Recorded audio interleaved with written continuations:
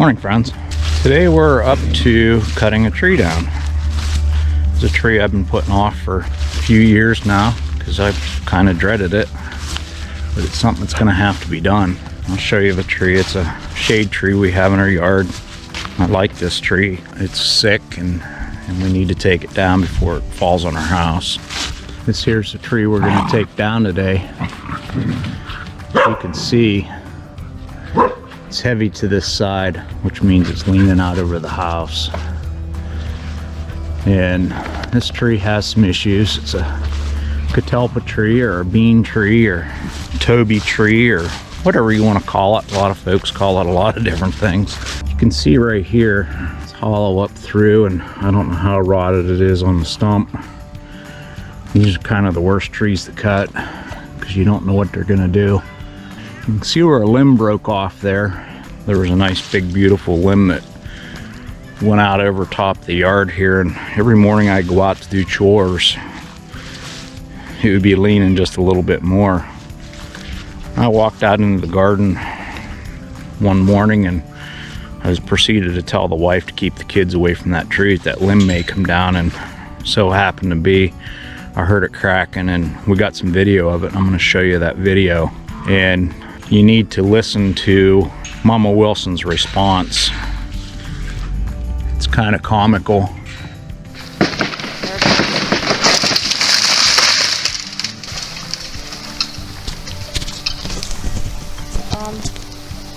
That almost took out our power. We walk out here and take a look at how this tree's leaning. I think it's in our favor to fall it out into the yard. As you can see, it's leaning that way also out into the yard, so we should be able to fall it right out into there. But one of the problems with this tree that we have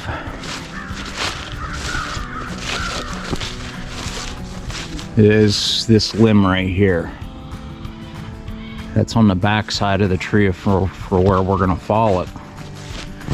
I gotta take that limb off there before I can fall that tree. Reason being for that limb there, if I fall the tree, I'm gonna fall the tree out into there. If that tree, whenever it falls, turns like this, it's gonna hit the side of our house. So first thing we gotta do is take that limb off there. We'll see what happens. My pole saw is nothing more than a weed whacker. It's a really long shaft on it. I'm hoping that I can get it done. The base where I need to cut that off is about 20 inches, and my chain on my pole saw is only about 12 inches, so we're gonna have to see if it works. One thing I do need to caution you, if you're a homeowner and you haven't cut trees professionally, you should probably leave this job up to the professional. I worked in the woods for a really long time, and I have some schooling and a lot of learning experiences, and what I mean by that is I've had my share of broken bones and torn ligaments and different things from working in the woods, and it can be extremely dangerous. So, you know, this is not something that the average homeowner should try.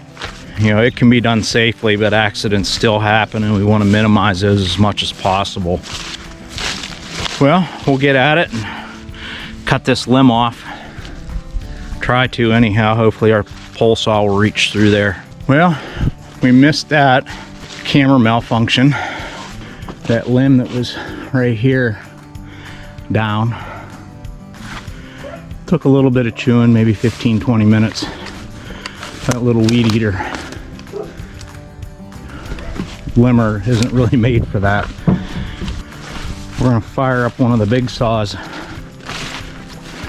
We're gonna fall this tree. This is gonna be interesting to say the least.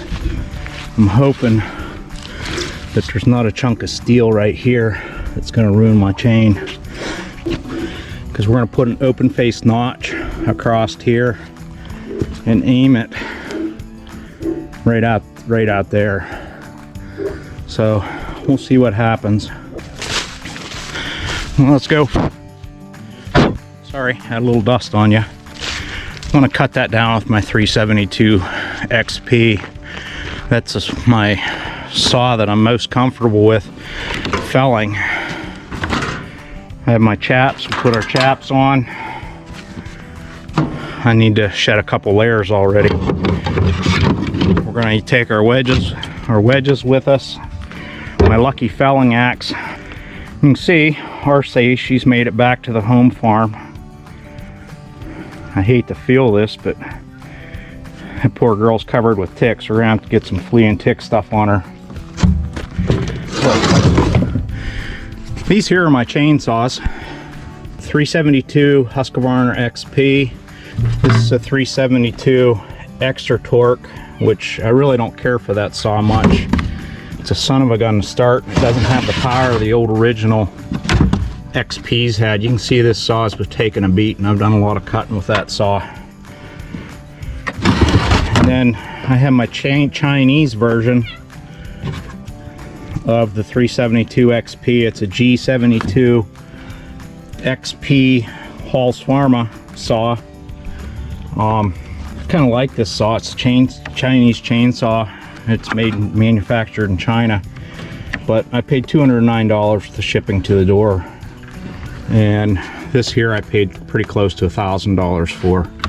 So that's an $800 difference for a chainsaw. Now, yes, I grant you it's not as good a quality, but I'm not logging professional anymore. I do it part-time. I have 70 acres of woods that I have to manage. So that saw is going to last me a long time. RC, I know you want your lovin's, don't you? You're such a sweetheart. And then this here's a new chainsaw I have.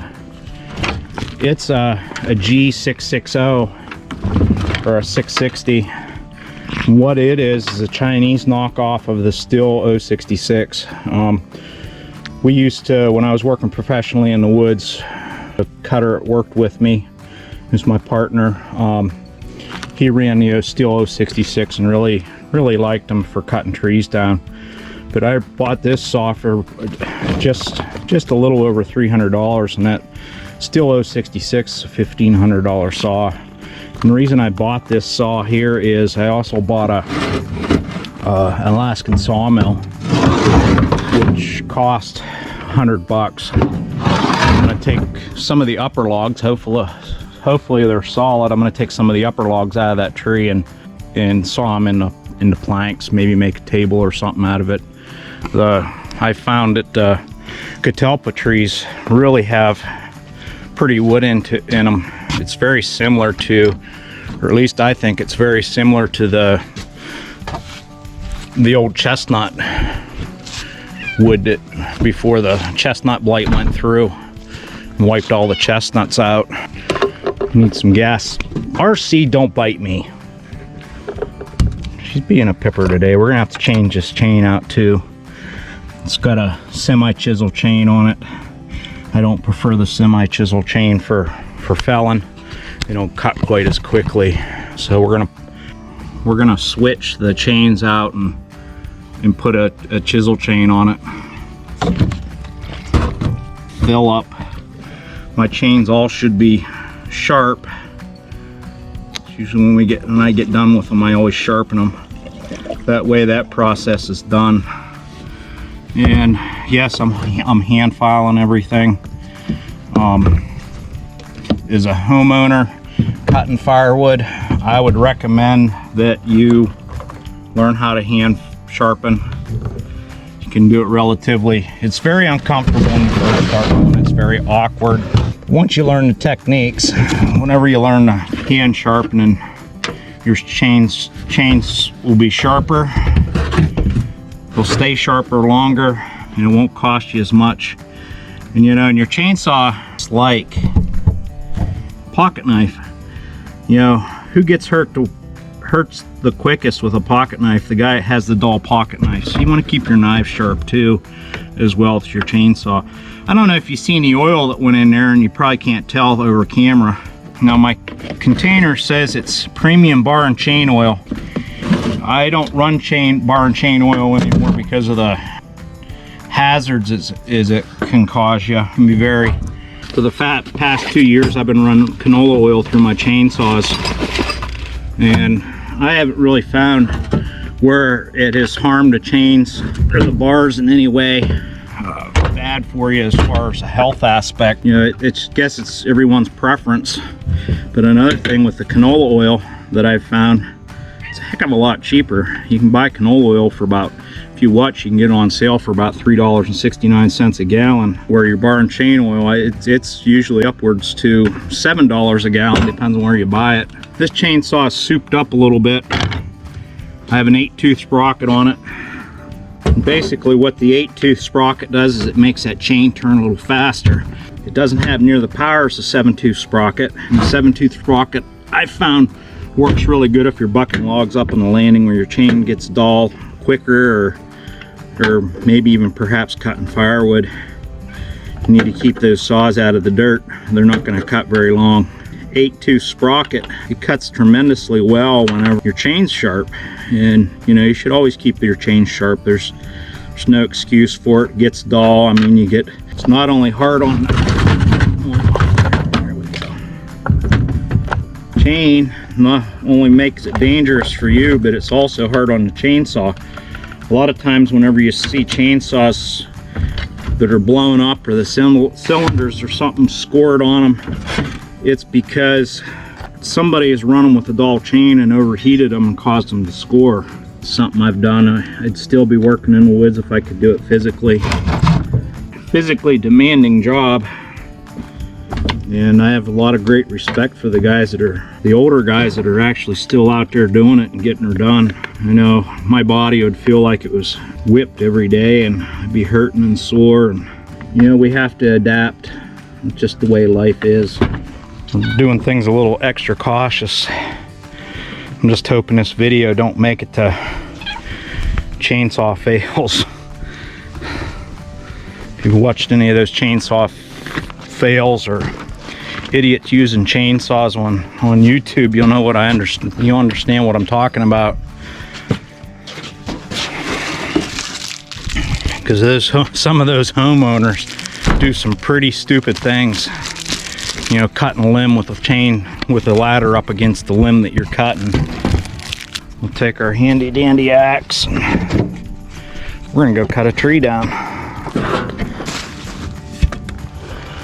We're gonna notch that and fell it right out into there. If I fall it that way, it's gonna hit the round pen. If it falls this way, it's gonna hit the house. And I also have a well right there. So, you know, you ever wonder what the lines are on your chainsaw? Those lines are actually for directional falling. You put that in your notch and back up, stand away from the chainsaw and look at that line. That's the angle that you got for your notch. My notch isn't going to be very deep into this tree because I am worried about it being hollow. Being hollow, it can do some stupid things. Not something we necessarily want.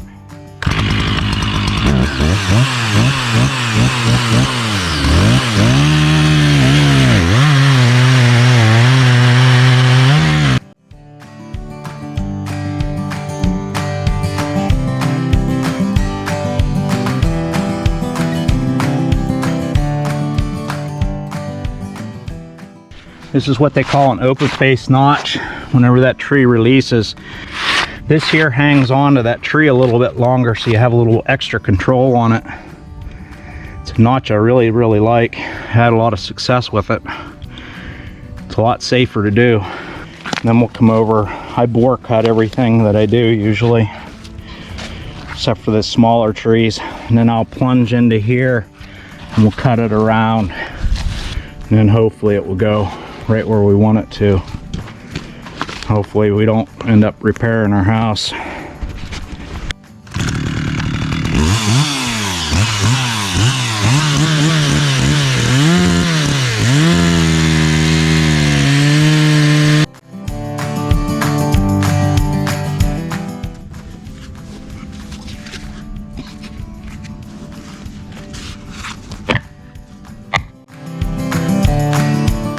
supporting that hinge so it doesn't sit down and pull back this way.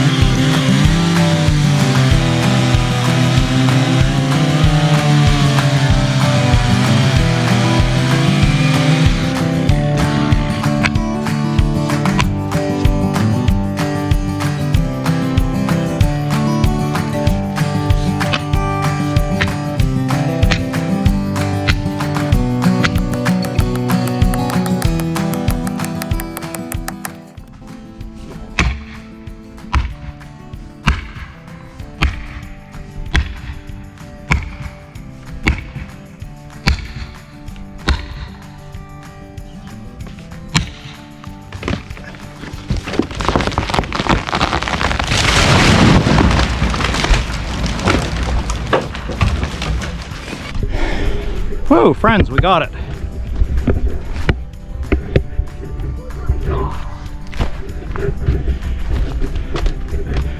She went exactly where I wanted it.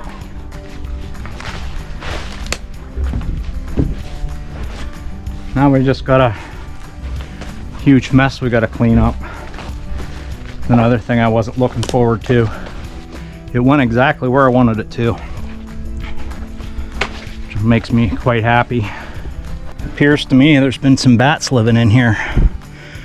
So it's bat guano. Huh, I feel bad now. I cut down a bat house, but you know what? It's better than falling on my house. Or that could also be flying squirrels. I'm not sure. But I ought to gather that up and use it for fertilizer.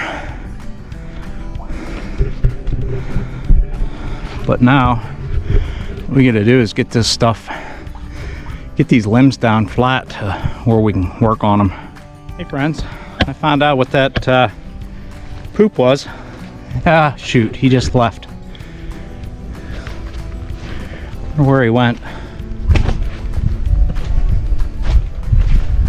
Flying squirrel here someplace.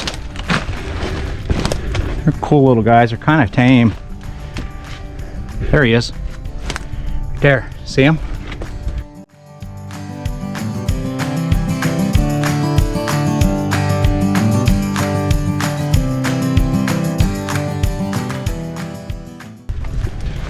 He's gonna probably go back in his house.